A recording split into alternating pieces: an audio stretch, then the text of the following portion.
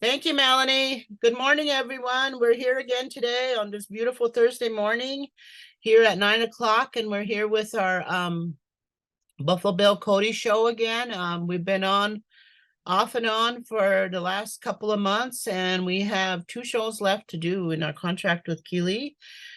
What our show is about is we're really trying to get the perspective from our Lakota community on their ancestors that traveled with the show. And so far, we've been hearing some fantastic stories of people that remembered their grandparent or their great-grandparents going on the show, the stories they remembered. Some of them have dug out some photographs and sent it to us. And so what we've been doing is just bringing this forth, really trying to do some awareness. And I have with me Douglas and Valerie, and we're going to ask Douglas here just to do a summary of this project that's through Oglala Lakota College and what we're doing. And then we have a special guest too, and I'm really excited to hear what he has to say.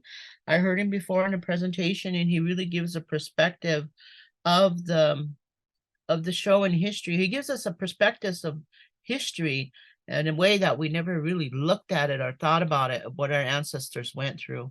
So we have Douglas here, and then he'll introduce Jeremy.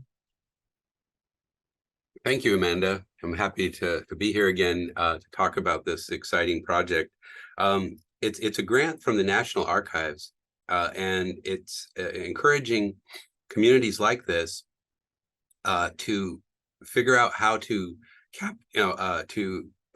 capture and save these memories, these stories, even digitize photographs, scans of objects like letters or photographs, or even costumes, regalia, things like that, and put them into a digital archive that then everyone can access.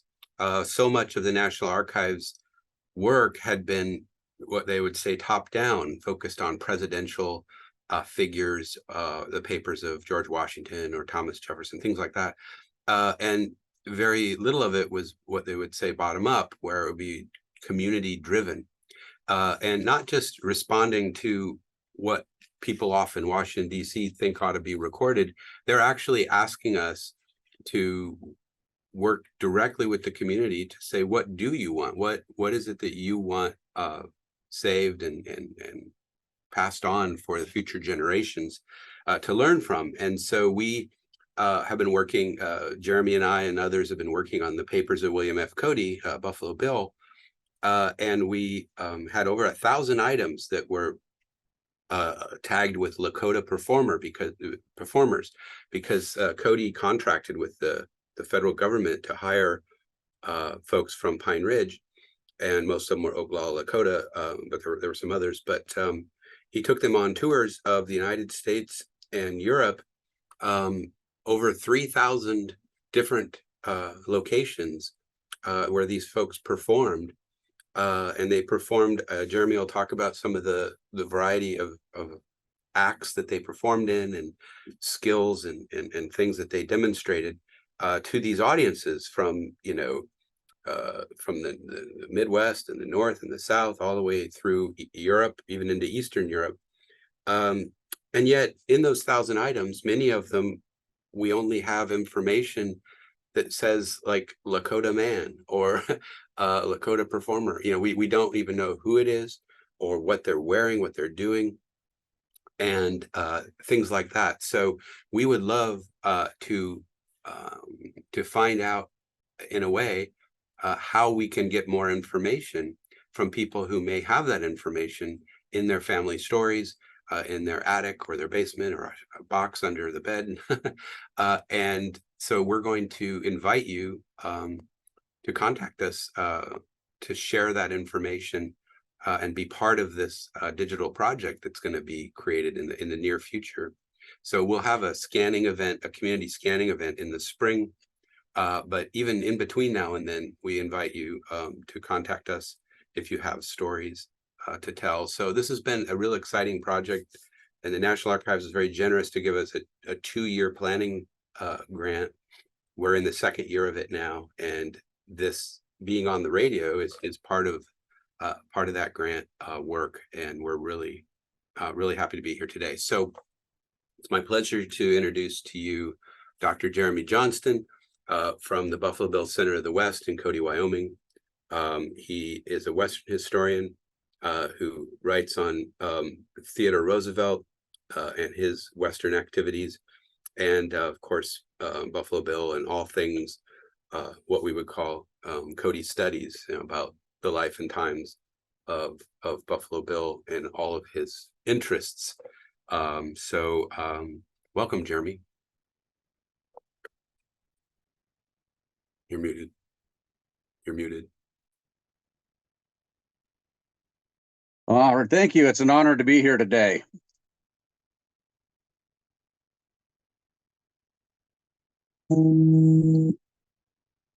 Great. Well, I understand you got some things to share with us about Cody and his how he took the Lakota performers around and the different kinds of ways they presented their culture and skills. Yeah. Just to give you a quick overview. So in my opinion, Buffalo Bill's Wild West was one of the most successful entertainment enterprises we've probably seen in the history of the United States. Early studies by Don Russell, who was a biographer of Buffalo Bill Cody, indicated there were well over 100 different Wild West shows. This included entertainment enterprises like Pawnee Bill's Wild West. Some others had their Wild West shows as well, but Buffalo Bill's Wild West really cemented itself in American culture. And it's always been my opinion that one of the main reasons why it was so successful is because he was able to recruit so many Lakota performers. And this was really important to his goal of not just presenting an entertaining reenactment of the Plains Indian Wars, but also to provide his audiences with an element of authenticity. And Cody himself was a scout for the military, participated in the Plains Indian Wars, and so oftentimes he would reenact his own heroic activities that he encountered out on the plains. But he realized that there was another side to this story as well. And he wanted the Lakota performers to be there to represent not just themselves, but other indigenous groups such as the Cheyenne. He also worked with the Pawnee as well in some of his early enterprises. So this combination of drama and authenticity, I think, really played an important role in making Buffalo Bill's Wild West so successful. And I'm really excited about this grant and this connection that it's making with the Lakota Nation, because representing the Buffalo Bill Center of the West, not only do we have 5 different museums that many of our listeners are probably familiar with, the Buffalo Bill Museum, Plains Indian Museum, and so on, but one of our hidden treasures is the McCracken Research Library. And as Doug indicated, we have a lot of material there. This includes a lot of photographs that are unfortunately just identified as Lakota performer. We also have a lot of objects in our collections as well that are connected to performers that were with Buffalo Bill's Wild West. And we just don't have the historical information we need to properly interpret this material. And more importantly, we're really dedicated in sharing this material with people who are interested in learning more about their own culture or their own heritage. So I'm really excited about this grant, and I'm really, really excited to hear the stories that come in from the Pine Ridge community about these performers and their ancestors who traveled with Buffalo Bill's Wild West. And we know in some cases that 3 generations of Lakota families were traveling with the Wild West. So this was a ongoing relationship that lasted for the beginning of the Wild West in 1883 until It was basically closed, forced into bankruptcy in 1913.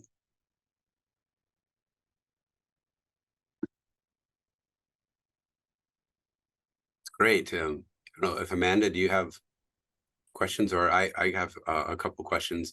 Could you fill us in a little bit on how he recruited the performers, what you know about that process, either working with the government or working with the agency, and the kind of people who did sign up, and were they one and done, or did a lot of them go for years, as you were alluding to? Yeah, and again, this is based on the information we can piece together, which is challenging. We know that oftentimes they would meet annually in Rushville to meet with Lakota performers, potential Lakota performers. There'd be tryouts. Of course, dealing with the government, there was a lot of bureaucratic red tape. Dealing with the Department of Indian Affairs, which, by the way, the Department of Indian Affairs was not, most of their employees and their supporters were not too supportive of this idea of taking Lakota people and having them reenact their life on the plains and their military accomplishments. So it's quite an undertaking for Buffalo Bill and his managers to come in here, and sometimes they really had to fight to make sure that they could secure the services of the Lakota. And there were some leading performers. Of course, Sitting Bull is probably one of the best known who participated in Buffalo Bill's Wild West, but others such as Irontail, Crow Dog. There was also Lone Bear, a number of those. But again, going through what limited information we have, and it's a challenge researching this because in some cases we have very deep pools of resources. So thanks to one of Doug's graduate students, we were able to pick up a lot of these contracts from one of the National Archives branch. We also managed to purchase some that were found by a contractor who was doing a remodeling project that provide us names, dates that these Lakota performers signed up, and family members who were coming along with them. So in some years, we have a lot of information, documented information, but again, this is where we really need the assistance of the Lakota community in helping us piece together some of these areas that are not documented in the historical record. So I would really be intrigued by the stories of these individuals who traveled with Buffalo Bill's Wild West and then brought their children, and then their children, as they grew up, brought their own children to perform. And once they were recruited, it's kind of a strange phenomenon, but basically once they were recruited, they were tasked with recreating some of their greatest military accomplishments, such as a reenactment of the Battle of the Little Bighorn, the Battle of the Greasy Grass. But they were often depicted as villains to the audiences they were performing in front of. And these were the bad guys. And the audience really, again, tied into this idea that many of the people participating in the reenactments, the Lakota performers, were there that day that Custer was defeated. And again, it's that element of authenticity that gave Buffalo Bill's Wild West such great success. But, this is some of the big questions we're asking. Why do these people want to participate in this particular form of entertainment? Why did they keep signing up with Buffalo? We at the McCracken Research Library, the Buffalo Bill Museum, we have a pretty one-sided view. And our ultimate goal here is really to get more of a comprehensive view of what this process was like, not just recruiting people, but their experiences overseas, their experiences traveling throughout the United States performing, and what that meant for them and their family. Of course, a lot of the scholarship notes that this was a good opportunity to bring some money into the reservation to help families that were struggling to try and make a new living out there on the Great Plains after so many cultural, societal, environmental changes had taken place. So it's a complicated story. And again, the Lakota provides such a great insight in what was going on with this. And we have a lot of resources that we would love to get more information on. But more importantly, if I have a photograph of a Lakota performer that someone says, that's my ancestor, I would do everything in my power to make sure we get a copy of that to them. One thing I was wondering if you could talk about is obviously transportation at this time was pretty rough. I mean, even the railroad transportation, although Cody had several train cars and things like that to get across the United States, and then in Europe they did the same sort of process. But I know there were accidents, people died, and Annie Oakley famously was involved in an accident that kind of ended her career with Cody. But some Native performers were involved in train accidents in both the United States and Europe. And then maybe talk a little bit about some of them who stayed and had families in Europe and or died performing in Europe. Although Cody, even I understand, sent some people back if they were homesick. He paid for their transportation back. Just a little bit of that. Kind of any stories you can share with us about that process. Now, can I add to that too? Yeah. Sure. Doug, Jeremy, I just want to remind our listeners again, this is really a great project through Oglala Lakota College, and we can actually have a role in rewriting some history here, to be able to use our stories to rewrite history of what happened. And with that, I would like to ask Jeremy too, if he could talk a little bit about what he talked about before with us on the influence that the show that Buffalo Bill did on the whole expo, what that influence was in what we have today. Yeah, definitely. Yeah, there are countless number of stories we have documented from the white perspective. One really interesting resource we have in the McCracken Research Library is our scrapbook collection. And so we have a number of newspaper articles that provide some basic details on what Doug had mentioned, things like train wrecks. There were some Lakota performers who passed away overseas. And I know the Lakota community has really done a lot in the last few years in outreach to places like Glasgow, Scotland, hoping to return back some of not just their remains, but the objects that they left behind as well.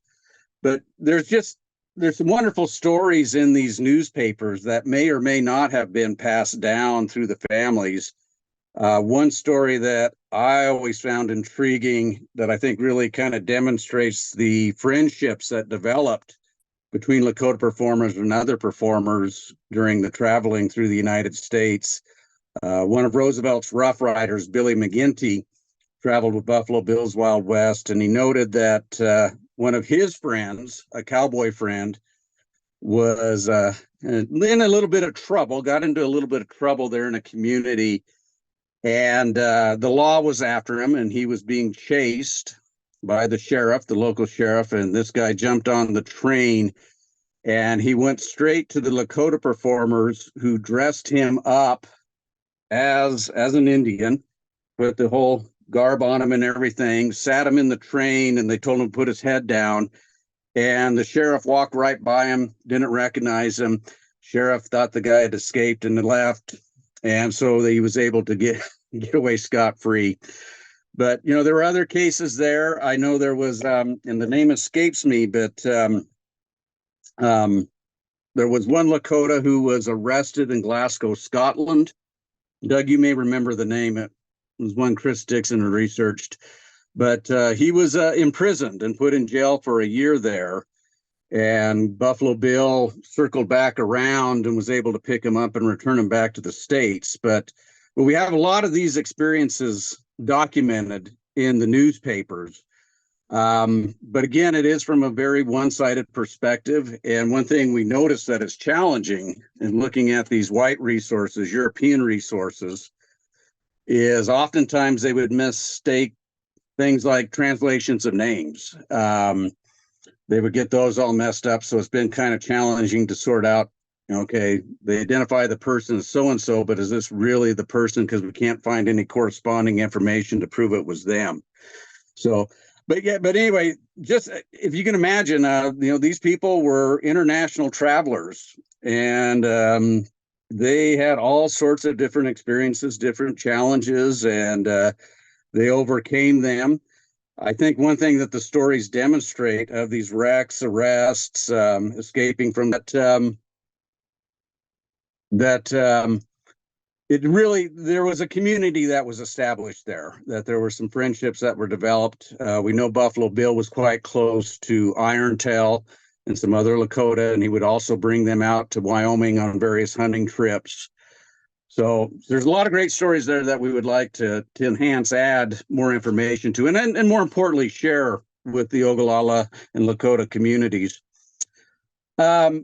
Amanda had asked me kind of to talk about the cultural legacy of Buffalo Bill's Wild West. And this show was so popular that it really created imagery that we still see in a lot of entertainment today, a lot of Western novels, films, television programs. So for example, the Pony Express, Battle of the Little Bighorn, which they presented as Custer's Last Stand, even the concept of cowboys versus Indians, a lot of that took root through Buffalo Bill's Wild West. And it's interesting, you take something like the Pony Express. This was a company that lasted for only a year and a half, and then it flopped, it failed, it was a failure. But on a nightly basis, Buffalo Bill would reenact the Pony Express relay.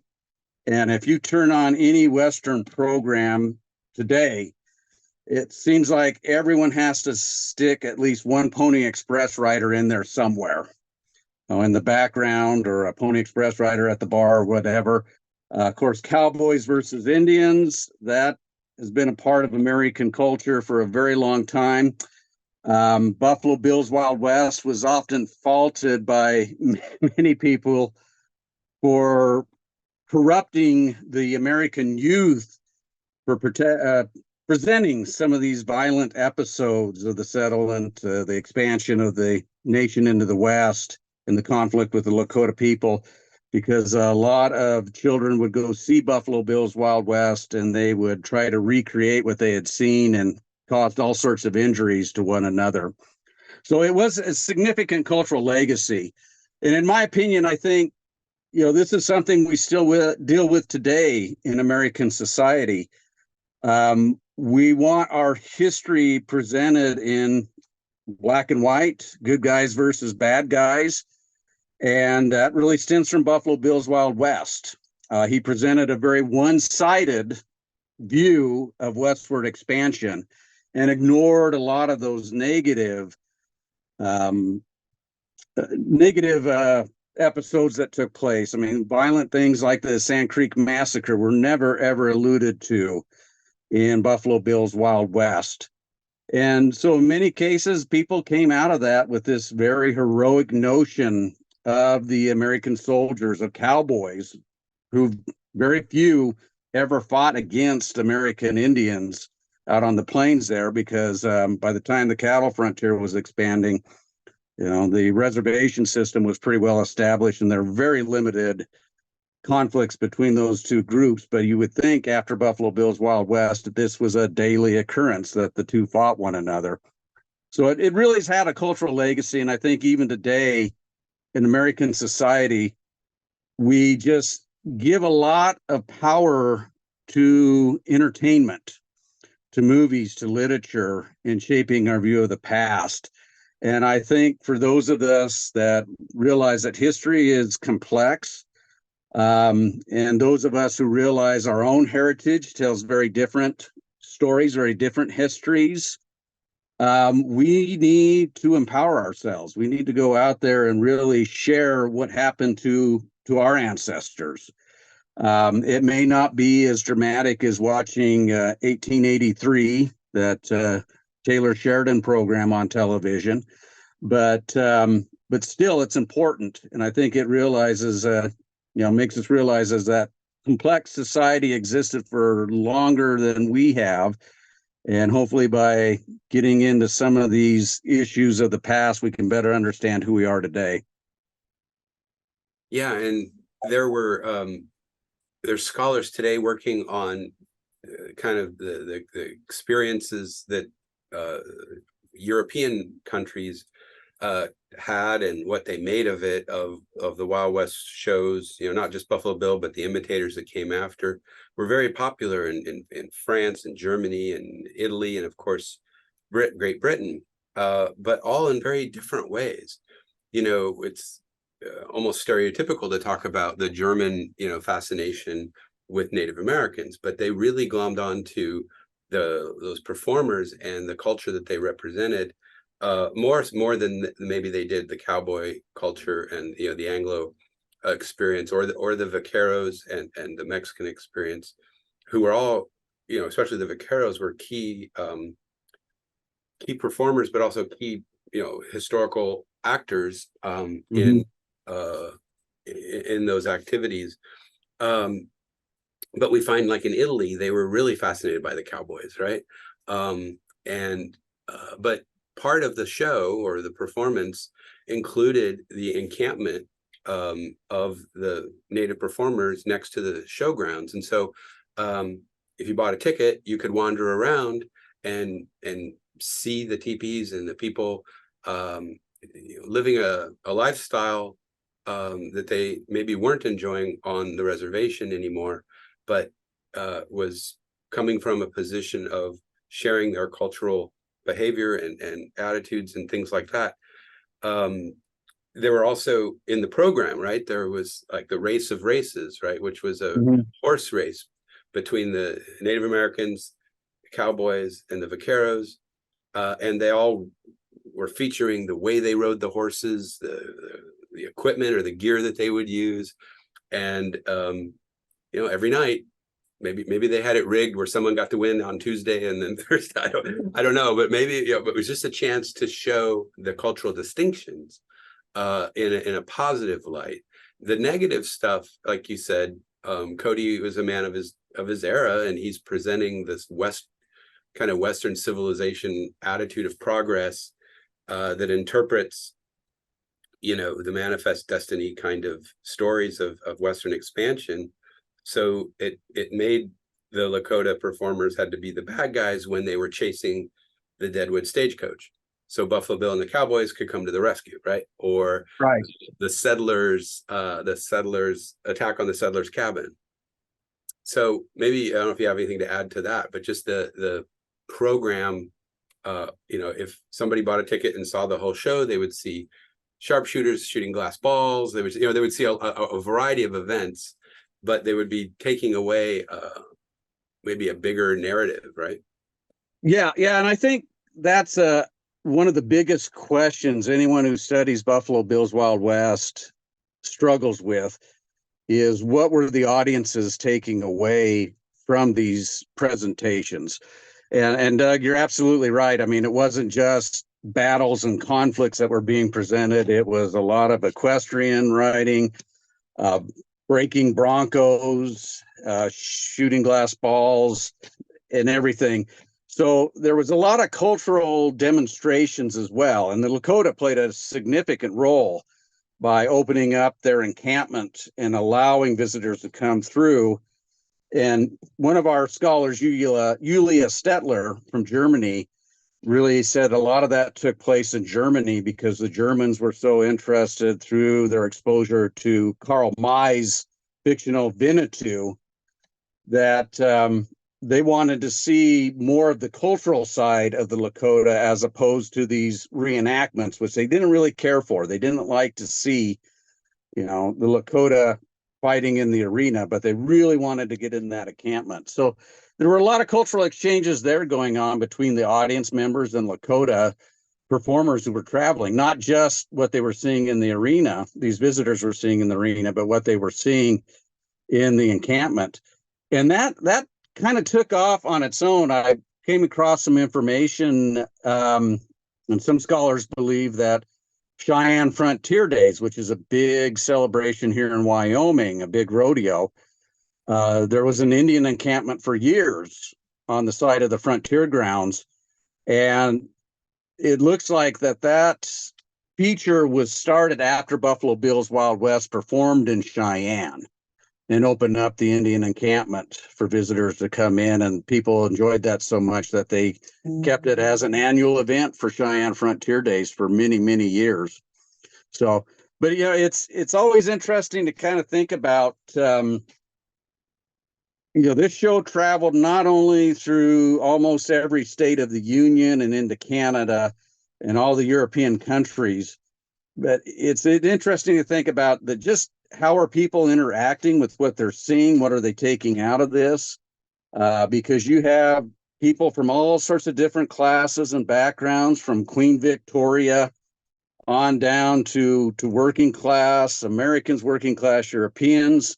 We have stories of orphans sneaking in underneath the tents and watching the programs. What are people taking away from this? What kind of visions did they hold of the westward expansion process that Cody was presenting? And we come across some examples where Cody kind of got that, and he would change the show around to meet his audience needs. And for me, I was fascinating when I was researching the Battle of the Little Bighorn reenactment that was presented in Buffalo Bill's Wild West. And going through the scrapbooks, it looks like all the newspaper coverage, the Last Stand reenactment was really popular in the North, the Northwest, Midwest. But when they started dropping down into the Southern states, you see absolutely no coverage whatsoever of the Battle of the Little Bighorn. And I think what happened is Cody realized that these Southern residents did not want to see him glamorizing a former Union general. And so that was dropped. And so we often assume that, Custer's Last Stand, as presented by Buffalo Bill's Wild West, went everywhere across the United States. But I don't think that was ever performed in any of the Southern states. So they would have been taking away a very different message from Buffalo Bill's Wild West, as opposed to, say, the presentation that was held in Monroe, Michigan. And there's an interesting story there. I came across an account, Red Hornbull, who I'd love to know more about, this individual. Red Hornbull, who's featured in one of the Quesabir photographs that I believe were provided by the Smithsonian to the Oglala College. But he was wounded and shot in the jaw, and he had a lot of scarring because of that wound. He was billed in the newspaper accounts as being the last Lakota shot by General Custer. And I don't know if that's true or not, or if it was just marketing hype, most likely marketing hype. But they actually invited Nevin Custer to that presentation. So Nevin Custer watched the reenactment, watched an actor pretending to be his brother getting killed there, and then was invited backstage. And Nevin ran into Red Hornbull, and Nevin was so upset by the experience, he couldn't speak, tears started welling up in his eyes, and he had to leave the backstage area, get out of there, because it was just such a real encounter with him meeting these people that had actually fought against his brother out there on the plains. So there's a lot of these behind the scenes stories that, sometimes the newspapers caught them. I'm sure there's a lot of romanization that took place in some of the articles that were printed.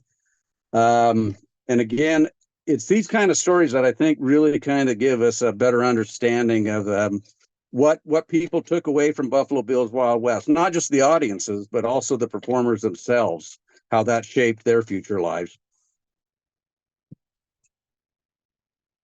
Yeah, there's very little examples of the performers' memoirs or thoughts about their time, but there are some key ones, right? There's the Black Elk and Standing Bear, right? Or a couple are more famous ones, but yeah, Black Elk and Standing Bear are often the ones most cited by people in the past who've written about Buffalo Bill and Buffalo Bill's Wild West. And again, those were published. And as a historian, one of the first things you do when you look at a resource like that is you need to consider how was that information collected? How may it have been changed in an editorial process? I know there's been some really great research done on the Black Elk Speaks account of traveling with Buffalo Bill's Wild West, and some contemplation about what may have been lost in translation when John Neihart sat down with Black Elk and the story was being passed through all these different translators. And Ray DeMalley's work indicates that a lot was taken out to Black Elk Speaks when it was sent to the publisher. And again, it was not written for a Lakota audience. It was written for or published for more of a wide audience. So there were a lot of changes that took place, subtle changes that I think are interesting to note and get more insight as to why they may have possibly taken out certain material or ignored it. So I wanted to add something in here, if I could. Before I came part of this project, I was doing a lot of research on genealogy of my own family, and what brought my interest into the expo was reading from my mom's journal when she talked about it. Plus, I heard stories of it when she talked about her grandfather being part of, well, it was more than one grandfather that were part of the expo, and some of the stories she told about their experiences. And it got me to thinking about, okay, if she had this influence from them, then how did it influence her that intergenerationally came down to me? And part of it was, the fact that her grandfather exposed himself out there. He traveled with the show. He got experience, and he brought those experiences back to his children and to his grandchildren. So then he would tell her stories, and I could kick myself because she used to talk about it. Yeah, he told me many stories, of going overseas and the things he did. And she talked about how he collected ivory somewhere along the way. He got that ivory and he made a breastplate out of ivory, his own breastplate. And so she said he had a real ivory breastplate, and we buried him with it. That he got buried with it. And she talked about his war bonnet that he wore in the show, and he kept it.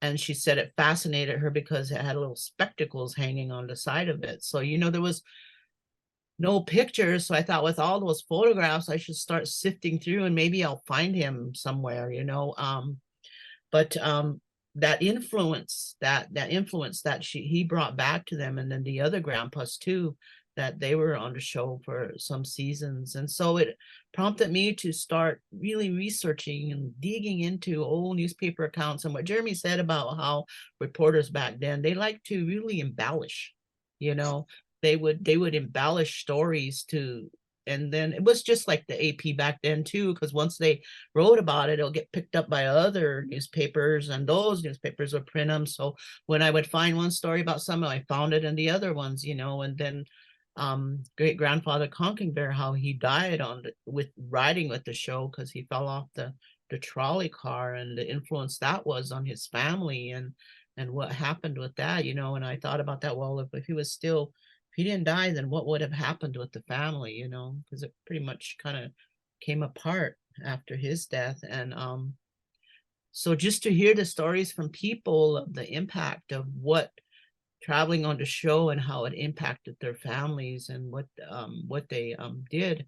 So sometimes, those articles, they really did kind of like embellish, because I found stories with Little Wound. He traveled with the show, and Little Wound is a great influencer in on the Pine Ridge Reservation in the Medicine Root area, in Kyle area, and how incidents happened with Geronimo, and some reporter reported on it, and maybe he embellished, or maybe it didn't happen that way, but it really got me to thinking is, well, how did Little Wound die? I know he was an elder, but according to this reporter, he got injured 2 weeks before his death, and he went home because he got injured, and he went home. Mm. And so, you know, just little, you have to really dig to find those things. So if I can just ask you guys, if you could just like, maybe again, for our audience, our listening audience, hey, I want to find out things about my ancestors. Where can I go look to see if they were in that show, or where can I go look? Yeah, that's a great point. And that's why we called this grant project, They Bring the Stories Back, Connecting Lakota Wild West Performers to Pine Ridge Community Histories. So they did bring stories back, but often those stories weren't documented the way other things were, like Jeremy was and you were just talking about. So one thing is the Cody Archive. So it's codyarchive.org, where we have material in there. There's even a topic thing for Lakota performers, where you can, you know, click on and then see all those items I mentioned. But as Jeremy mentioned, the McCracken Research Library at the Buffalo Bill Center of the West in Cody, Wyoming, has even more stuff. You know, sort of the digital stuff that we have on Cody Archive is the tip of the iceberg, really, especially when it comes to photographs. Some say he was the most photographed man of his time, you know, the prototypical national celebrity. And so there's just a lot of material, but a lot of it is, as you were saying, Amanda, hasn't been looked through and identified. And so maybe your ancestor is in there somewhere. So that's one place. You know, we're working on this planning grant that will hopefully, the plan is to create a resource in upcoming years that would be open and accessible to anyone, hosted by the Woksape Tipi and Library and Archives there at OLC. So that'll be a resource. But we're in the process of this grant, we're finding new questions, and many of the collaborators that we're working with there in the community want to know, can you make a list of all the performers and what years they traveled with the show?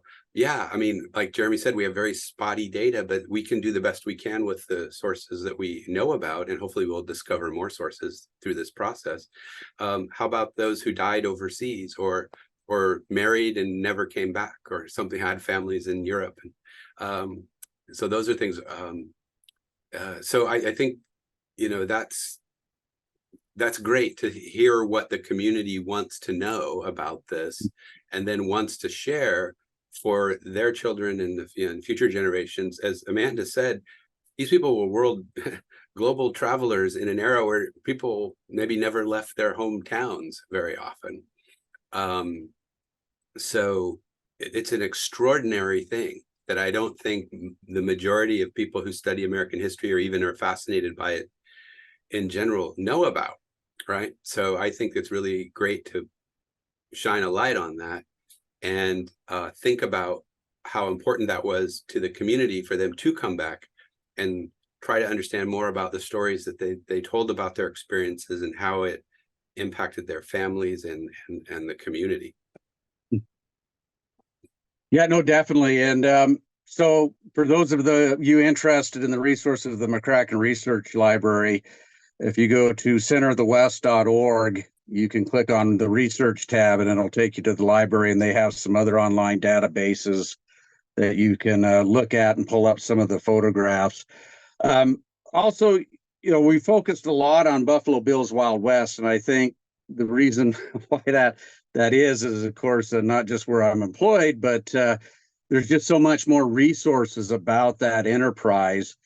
And what we're discovering is, for both the white and Lakota performers, the Carol performers, we're finding evidence of people connected to other Wild West shows, which is kind of fascinating, because a lot of these performers, including many Lakota, basically became professional actors from what we're seeing and what limited information we can obtain. And I've been really fascinated since we started this, just in the last few years, some of these presentations of former Wild West performers returning to the reservation and then performing in places like the Black Hills, or setting up roadside stands. there was a presentation about black elk creating some kind of Indian encampment for visitors that were traveling through the region, where he would impart lessons from the Lakota and their cultural heritage to these people passing through. So there's a really fascinating area here about the Lakota as actors, Lakota as performers, that I don't think a lot of historians have really looked at that really broad picture, and it is fascinating. So, so yeah, again, and you never know. It does take a lot of digging, but I tell you, when you finally reach that one article or that one photograph, it really does make it so worthwhile. And tell you, I've done a lot of research on my own family, and you know, when you make those connections to these people of the past, it really it's self-fulfilling, it's empowering, and so we want to help as much as we can to make that possible for as many people as we can.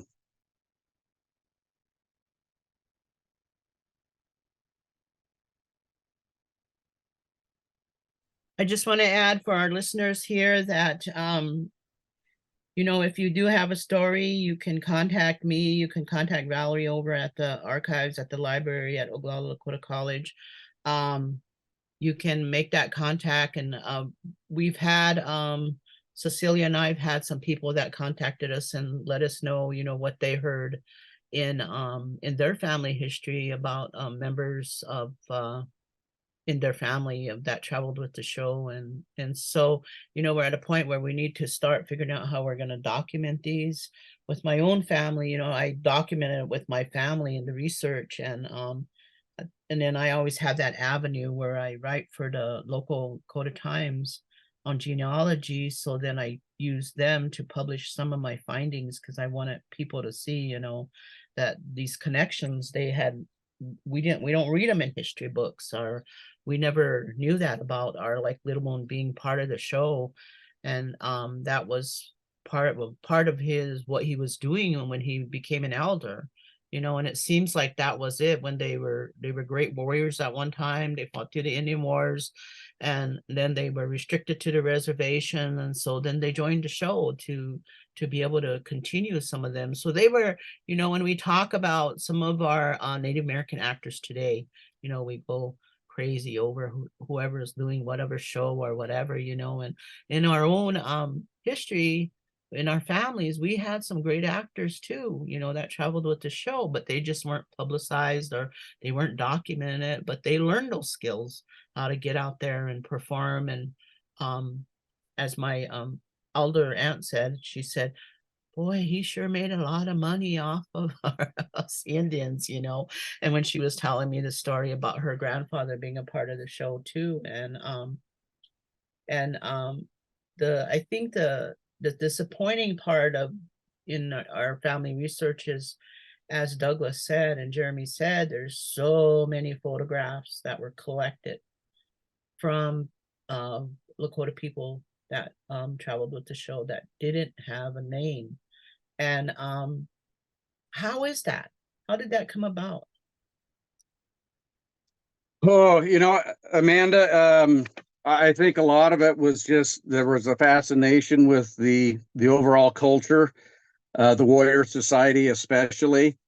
But I think when it came to many of the photographers, many of the press agents of that time and newspaper reporters, you know, other than maybe one little exploit here and there just wasn't that interest in who these people really were.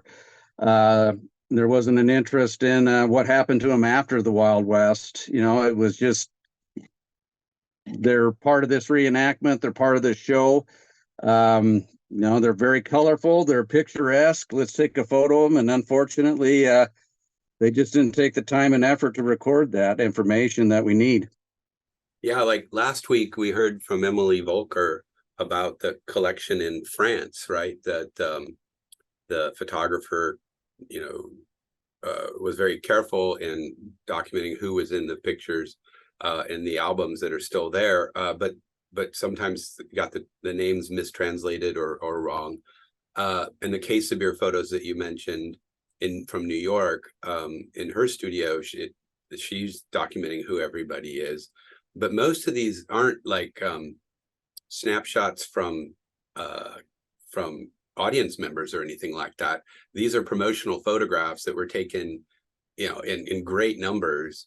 And, maybe when they sent them to newspapers or something, they wrote on the back or something identifying them. But the ones that we have, the copies that we have, are just undocumented. And, whether there was a list at one point that got separated from the photos just because of time, and that could be, or they knew who they were. They never thought of the future, wanting to look at these promotional photographs. But a lot of we have a book in our series about the promotion business in Arizona, John Burke, and how he was instrumental in really creating what we think of as modern advertisement and promotion, along with a couple other figures that did things like the Barnum and Bailey Circus or the Chicago World's Fair. They had to invent these things. How do you market? How do you sell this? And they use beautiful posters, very large billboard size, down to little handbills. But but some of that stuff is now, decades and decades later, is maybe disassociated from the information. Yeah, and really we have that problem with the majority of the performers who worked with Buffalo Bill's Wild West, with the exception of the leading ones like Annie Oakley. But it is challenging to kind of piece together what happened to these people after they toured with the Wild West and some of their earlier life as well. And, Doug's mention of Johnny Burke, one person I've always been fascinated about is Johnny No Neck Burke, who was always billed as a young boy who was found in the aftermath of the massacre of Wounded Knee and adopted by Johnny Burke. And that story was reprinted in a lot of the programs. And, but the story was just Burke finding this young boy after Wounded Knee, adopting him and taking care of him, and again bringing him in to the performances to make a connection to which, unfortunately, they were billing as more of a battle of the Wounded Knee instead of a massacre like it truly was.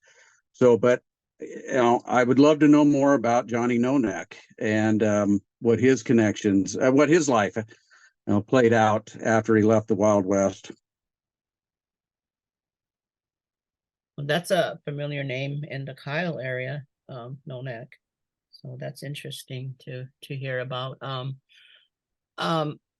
And again, for our listening audience, if you do have a story you want to share, to call the library at 455-6065 and give them the information you have. And this is really an opportunity to rewrite some of our history and get our stories out there. And I know I've talked to some people that don't want to, they'll tell me their story and I'll tell them, well, you want to come on the radio? Can I talk about it? But no, this is just what I know, to share the story that I heard in my family. So don't be afraid to come forth with those stories, and so that we could build this perspective of our point of view. And so I just want to put that phone number out there, 455-6065. And I don't know if Valerie or Douglas or Jeremy have anything to add as we come to the end of our show. That sure went quick. Yeah, I would just want to express my thanks to those who have shared their stories with this grant already. And as Amanda said, please reach out to us. Even if you don't really want to share these stories but are interested in the resources that the center may have that can assist you in piecing together your own family heritage, please contact us. So we'd be happy to work with you. We'd be happy to go through photographs with you. And if you don't want it out, we'd be happy to keep it confidential for whatever reasons. So again, as a historian, I want to pass on to the next generation as much information as we possibly can about our ancestors and their experiences. And again, because I think history is just so important, and not just telling us more about what happened in the past, but really telling us who we truly are.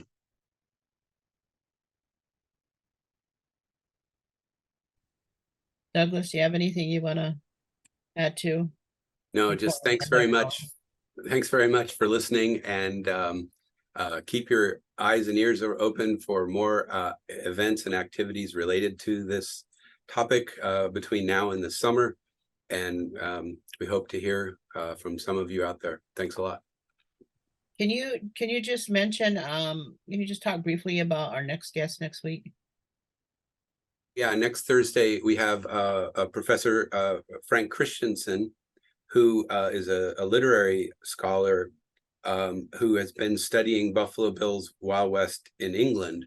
And he was actually just in London this spring, and he is going to share with us some information about the performers' experience in London and in other parts of Britain, and even one member who is buried there, and some information about that. They spent years, at least 2 years or so, in and around Great Britain. So it was a very significant part of the Wild West show's experience.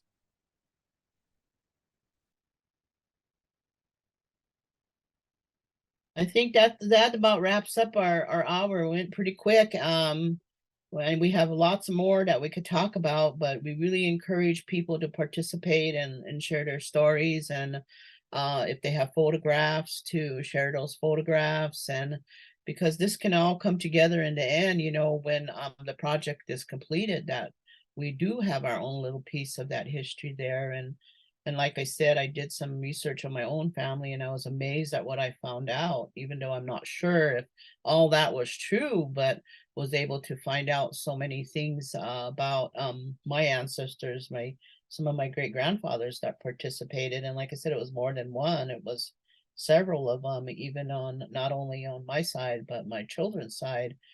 They had a great grandfather that rode with the Rough Riders, you know, and we were able to get that story about him, and to hear these stories. And it's kind of fascinating to know how they entwine in our lives now today, and with those stories, and with what went on in history. So we don't have a lot of that. Well, what happened with some of our ancestors that were chiefs, and they fought in the Indian Wars, and then they land up traveling with the Cody show to before the last part of their life. And so it's kind of fascinating to hear those stories and how that influenced us and what we have today, or even to what happened to them, you know, like I talked about Little Wound, and talking to some elders from Medicine Root, and there was always that story of what happened to George, his son, you know, where is he buried at. That there was stories that he traveled with the show and got left over there, or died over there, or something. And even some years ago that there was a group that tried to find him, and different stories that went around with that, you know. And he was a great influencer. That Chief Little Wound, the school's name for him, they're trying to change the Kyle name to Little Wound, and for on legal side. But you know what happened to his son? Because in looking through history, his son was a great influencer of education, for the fact that he got sent to Carlisle, and when he came back, came back with a sickness, and he could never get it. And he would, you know, he's documented to talk about that. You know, I went away to get educated, instead I came back with this sickness that won't leave me. And I'm not sure what the sickness was, but that he also hopped that train with the Cody show, and what happened to him, you know. So just stories like that, I wanted to really encourage people to come forth with the stories they heard, because that's not too far back in our generation, you know, so those stories are still fresh. And so I think if nobody has anything else to add, then probably KILI probably has their next show ready to go. So we will end that here. Anybody have anything else to add? Not, then we'll see you again next Thursday. They'll have some fantastic guests on again. And I think it's Thursday, the last show. Next Thursday is our last show. Yes, yes, it is. Yeah, so that will be the last show we have for KILI Radio. So we're just trying to pack everything as much as we can in there to the listening audience to get some feedback on and get encouragement to participate in this project.